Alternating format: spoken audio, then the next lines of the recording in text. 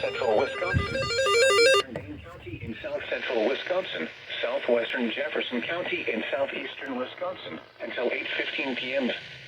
At 7:34 p.m., a severe thunderstorm capable of producing a tornado is located near Albany, or near Evansville, moving northeast at 55 miles an hour. Hazard, tornado. Source, radar indicated rotation. Impact, flying debris will be dangerous to those caught without shelter. Mobile homes will be damaged or destroyed. Damage to roofs. Move the story forward in Vehicles will occur. Tree damage is likely. Locations impacted include Stoughton, Edgerton, Evansville, Deerfield, Cambridge, Lake Ripley, Lake Koshkonong, Fulton, Albion, Utica, Rockdale, Mossville, Cooksville, and Indian Ford. Take cover now. Move to a basement or an interior room on the lowest floor of a sturdy building.